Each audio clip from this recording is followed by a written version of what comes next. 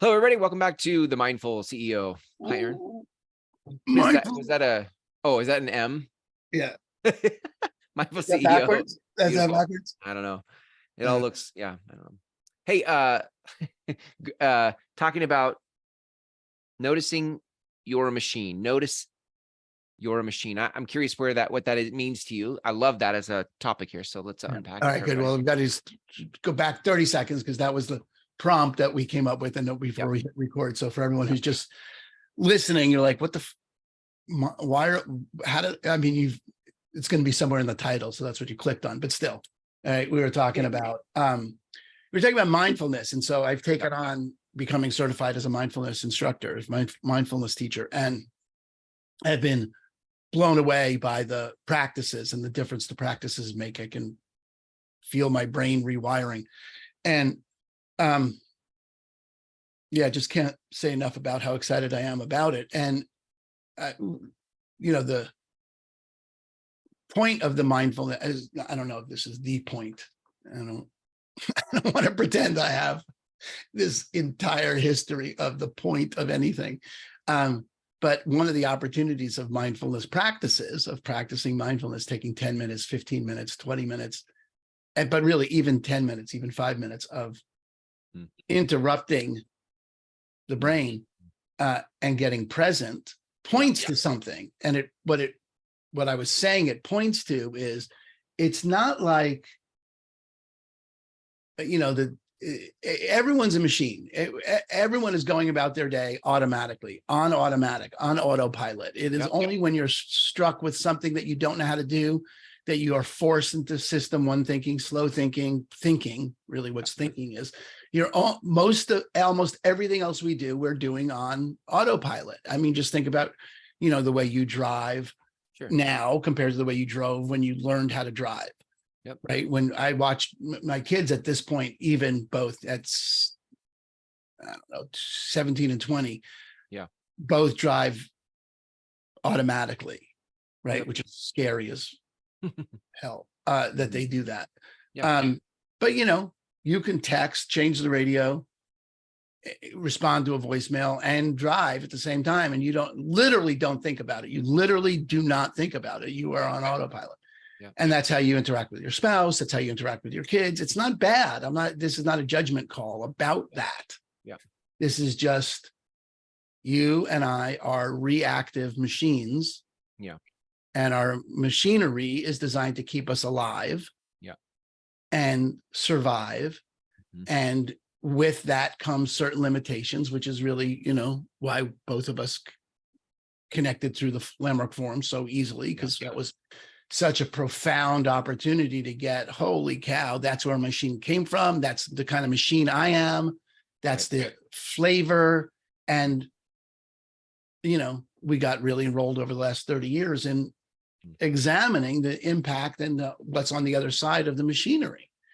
And the basis of that, it really is, I don't know if the basis of that is right, but I have found that mindfulness meditation practice is very much consistent with that, is noticing the machine. And that our only access to not being a machine, actually operating as a machine, our only access to not operating a machine is to notice that we are operating as a machine. You don't have any way to get out of it, period, because you're until you die, but you have an opportunity to actually do something else if you notice what you're doing. And mindfulness practice is about noticing, period, just noticing. I just thought of this. There was a guy I knew of. I didn't meet him. I knew of him in college. His name's Bob Goff, and he travels the world and meets with world leaders. He's an attorney in San Diego, but he's written a couple books recently, and you can find a podcast episodes with him in it. Bob Goff, Goff, and he has a thing he talks about on Thursdays. He quits things on Thursdays. He looks at his life, his calendar, his billing, and he quits things on Thursdays. Every Thursday, he quits something else. And it just reminds me of what you're saying, like, how many things have we subscribed to or put in our calendars, and it's just automatically there. And but he has this practice, this mindfulness practice on Thursday. I don't even know he would call it a mindfulness practice. He just says, I quit things on Thursdays. Right. But that's a mindfulness practice. Yeah. Look, I mean, and if you have any doubt about the machinery, you know that's, I mean, there's a million businesses that run on the subscription model because they're counting on you not unsubscribing. Right. And they're just going to auto bill you. And it's just there in the background, auto billing you. That's a million things. I just went through my bank statements, and I once a month, or I like to think I do it once a month, but I really do it like probably twice a year, is go through and look at what am I being billed for that I'm not using anymore. Wow. And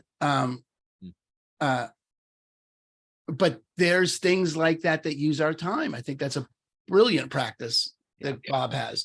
I love that. And looking to see what do I use my energy for that is not returning anything on the investment of the energy. And it just happens automatically, and it's in the background, and it's just an assumption. And that's, you know, the mindfulness meditations, the practices are one of the opportunities is to rewire your brain so that it has a greater and greater opportunity to slow down and be present in the moment for what you're doing, and which would give you the opportunity to quit things moment by moment. Like you can turn off anytime you wanted, right? If you were present to, you were turning on, you know, you were automatic, you could stop as long as you were present to it. And I mean, the thing that has most surprised me so far in the training that I'm in is how quickly and sort of easily my brain is getting rewired for that out of very short practices. I've always thought of mindfulness practices being some yogic, I'll go on a silent retreat. Like I can't even think of anything more painful than, you know, is it Vipassana? Like a retreat, a 7-day silent retreat. Has seemed to me to be as painful of a thing as you could do. But I know plenty of people that do it, you know, and it's just a reset. And, you know, the point is, this is not that. Right. It could be 5 minutes, 10 minutes. It could be just 10 minutes a day, 5 minutes a day, where you're going to stop. I have a little timer on my phone that rings. It's a mindfulness reminder. It rings at a random interval. I have it set for 3 times an hour. And every time it rings, I am irritated and upset that I need to stop what I'm doing. Like, I'm like, what the fuck? Oh, again? The timer's broken. It just rang a minute ago. Why is it ringing again? Like, just notice that it gets, and right. And, you know, that just points to how automatic I am, how I'm in a auto mode, not a present mode, not like, oh, there's a bell. How interesting. It's like, fuck. I think the practice is really interesting to me because if I just think about, well, 2 thoughts. First, that you're in a mindfulness instructor certification thing is cool. And you have been in the process of observing your life and life around you for a long time. Like nobody needs a teacher or certification to be mindful. So I just, the first part of that's there for me is like, anybody interested in the Mindful CEO as a community or a podcast, we're already at times in life being observers, and we probably already have practices in our life, right? It's like, this isn't like a new thought. But that being said, the second thing that's there for me is, as you're describing, I'm just noticing even as much observing as I do, how automatic things are for me, how machine-like I am, you know, like I've been playing a lot of golf this year. Last year, I loved golf again. I got burned out for a while, but I'll play once a week, and I will watch unlimited YouTube videos on like trying to feel the thing I'm trying to feel in the swing to make the thing happen. But then I'll go play golf, and there's no moment of being mindful. There's lots of thoughts, and there's like a million thoughts trying to like tweak this, do that, but there's not a observing the whole thing. And So it's interesting to me, like when you could pour as much energy into wanting something, desiring something like have a good golf score or to live your life's purpose, you could pour all the energy into it and you could still be doing it on autopilot and not being mindful about it. I just think that's really interesting. It's fascinating. The machinery is fascinating. And I could hear, Chris, inside that one of the principles of mindfulness is non-striving, is, nowhere to get. Yeah. Yeah. Right. Which I know you can hear that from many, many different philosophies or different modalities have non-striving. Yeah. Wu Wei. Wu Wei. I don't know what Wu Wei means. Oh, Wu Wei. Wu Wei is like non-doing. Okay, anyway. Good. Yeah. And when you listen to, extraordinary athletes speak about being in the zone or when they're at peak performance, while they're certainly as competitive, which is, competition is the ultimate attainment of a goal over another's, right? Is as striving as you get. Yeah. You can't get anything more striving than a competitive mindset. Right. And there's no doubt that, Michael Jordan, Tiger Woods, LeBron, any Kobe, any of the, athletes that we put on a pinnacle of the top of their game, Tom Brady, whatever, are literally the peak of competition, right? Of striving. But when they speak about the zone that they were in, when they're actually doing the activity, the actual activity, the swinging of the club, the lofting of the ball, right? That moment, those moments, they talk about it like it's silent. They talk about being, if you listen to what they say, we'll do a little research on this and to comment on it thoroughly, but those recreations of those events, which is always what you get, is a recreation, is a talking about, is a mapping, not the territory, the mapping. Yes, I was just thinking right, is the descriptions of it describe that space of non-striving, of there's nothing, and then there's the ball, and there's the there's like that space. So that's the mastery involved, right? That's the practice. And they all practice visualization, they all talk about what they do off the court to develop that mindset, to bring that sort of detachment from the goal, so that when they get into that position, they're left with the real opportunity to perform beyond striving. I just got a picture of what our community, the Mindful CEO community, is like in light of how you just described it. Like where Kobe, anybody, Tom Brady, anybody that's performing at a high level has a place they go to practice, to dribble, to shoot, to do all the things. And there's space held for that practice. There is a space held for the practice. And most people don't have that kind of space. I mean, you could say like my journal's that space, my backyard's that space, but for the most part, there isn't a place where we headed in the same direction, called mindful CEOs, who are out for a particular purpose in life. Like there's not a place where we can go to practice that. And I think having a space, what you and I are curating with this space, is like the gym, the place you would go to meet up with other mindful CEO athletes to go to work on your mindfulness, your mission, and the mastermind of where you would actually, share that energy with others. Yeah. And the accountability of a brotherhood or a sisterhood or a partnership. Forget about that. Gender. I know I will not show up as much for myself as I will when I'm with others. If others are doing it, I will be more consistent to show up. And so there's that aspect for sure, of accountability, of team, of partnership. People have your back. You got someone you can call to. You're no longer on your own, which is a big thing with CEOs. Is heavy is the head that wears the crown. That world is alone, and now there's a partnership, a community, right? Oh, shit! There was a whole nother thought. Oh, that there's something, oh my God, the fourth M. Well, you go. Don't lose it. What is it? There's something that's available when you are willing to mumble through. No. Damn, motherfucker. Oh, motherfucker, it's an M. See, that was never, Chris and I spent, I don't know, 30 minutes before this, we started recording this, thinking about the framework and like that. We came up with mindfulness. Oh my God. Chris is big on alliteration. So mission and mastermind come up. And now we have the fourth and fifth M's, right?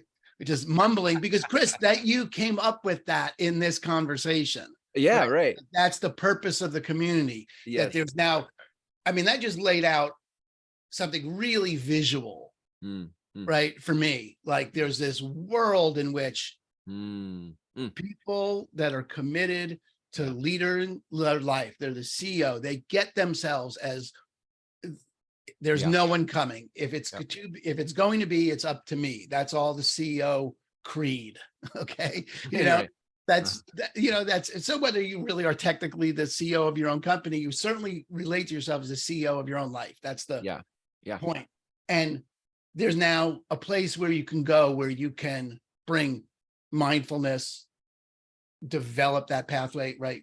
Really create a mission like that. And you're willing to mumble your way through what that looks like. Right. Inside this mastermind, inside this community, inside like that, because something's going to show up that is never going to show up you talking to yourself. Because you're just talking to the machine. Right. Yeah. Right. Good point. Not possible. Machines and M2. God, there are all these words. Okay. There's, you know, but it's just not possible to get to it on your own. Right. There's just, I would just leave it at that. It's just, just something that's going to show up when you're willing to be vulnerable and mumble through what you're dealing with. Someone else comes in with an idea from over here and you're like, oh, could go that way. Right. And that's part of being part of that mastermind community, where you really are willing to engage in looking at it like that. So I love that. So I can see in the logo, the triangle that we have, mumble being right in the middle of that, because you said inside the space you can mumble, and that the triangle is kind of moving. There is a mumble thing happening inside of those 3 points of mindfulness, mastermind, and mission. That there's inside of all that. All right, good. So then those group calls, are mumbles. That's what they are. They're not. It's not a call. It's a mumble. It's a mumble. And mumble may be, you know, sort of, I mean, we use mastermind because that's a term we don't need to define. It exists in the culture, right? Mumble is something where, registered trademarks, right? Mumble. I'm going to go register the word mumble. That's right. That's probably not a bad idea. But like to really create that, that's the activity that we're doing together while we're masterminding. What we're doing is we're mumbling our way through to come up with whatever is next. And right. I think that's really super exciting. And you know, I mean, obviously it's exciting. I just got excited. I mean, that's just was right there. And it's you know, there's something about that phenomenon. You know, I hear it. I don't know enough about this phrase to know that this is accurate, because this is a phrase that's actually used in the brain science and scientific community like that, of an emergent phenomena. That like I said, I don't know enough about it to know, but it does strike me from the little bit that I've read about it, that I've heard, you know, that it's in my, what do you call that? My aura, purview, proximity, okay, energy field, that it's there in the Deepak Chopra has a word for it, that it's there, right, for me to access. I know that there's something to do with this. I can't believe it would just be like, nah, it has nothing to do with this. It's, you know, it's something that shows up only in an emergent phenomena. It shows up over here in the moment. Oh, sure. It's a phenomena that arises, right, in the moment, and nothing that could be taught really attained without a willingness to be in the moment. And that was a real emergent phenomena right there when we got to the mumble was the fourth M. Right. Yeah. And motherfucker. Right. That those are there to emerge is a really big deal. And that's what the community is for. So then so anyway, the access to, just to go back to the prompt about that we're all machines, the other aspect of another aspect of our being machines is the opportunity to slow down enough to bring awareness to it, just because I even share, the whole, you might want to share about what you went through just even this morning when I talked about mindfulness practices versus my 90-minute reaction, right? Like how I'm a free spirit, that one. Yeah. I just think that's an interesting thing to talk about, because people get their backup, and the backup is the machine gets its backup. You don't really get your backup. You're not really resistant to that stuff. The machine is resistant. The machine things. You don't. You are. You're. What's the C.S. Lewis quote that you don't have a soul. You have a body. You are a soul. And I don't know if that's the exact quote, but that's you are. Your soul doesn't get its back up against stuff. Your machine does. Yeah, that's good. That's really good. Yeah, I think, that's kind of the whole point about like prescribing me a practice and having my history with practices. All the times when I was trying to be a good student and I was like, I'm going to journal and I'm going to do my gratitudes and I'm going to do, and you go through the motions of doing something that somebody else said is a really mindful practice. And I'm like, I didn't really get anything out of it. So then my spidey senses start to tingle when somebody says, okay, well, I'm going to prescribe for you a certain mindfulness practice to do every day for 5 days. And I'm like, well, it better not be something I don't want to do, or it better not be the thing I tried before that didn't work, and you can already hear the conditions that are the machine is like computing. No, we've done that before. That doesn't work. We're not going to do that. And to your point, like all the machinery is making those calculations. I'm not being the observer of me reacting. I'm just reacting. No, I don't want to do that. I'm going to do it my way. I'm a free spirit. Don't tell me what to do. Right. It's really, Chris, it's so good that you said all that stuff, because I wasn't present to all that in the background. Not just you, but of right. Yeah.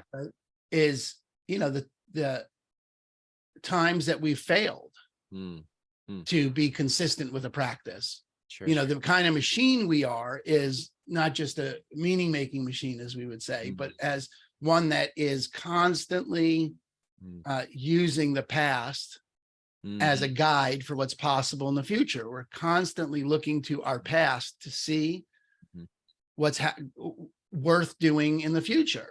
Right. But mechanically, not consciously. Yeah. Good. Yeah. That, that stuff that's there for you. Because I have that stuff about weight loss and dieting is, if I stop to, that, I really have to complete the past to get that to be available. And I would have no doubt that anyone who's at least hears this as a possibility, as an opportunity, this podcast and what we're doing as an opportunity, hasn't had, a slew of successful and failed practices in the past. Right. That we're constantly bringing into our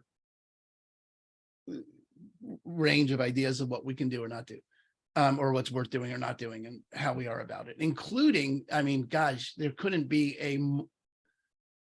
an older reactive conversation for any of us than don't tell me what to do.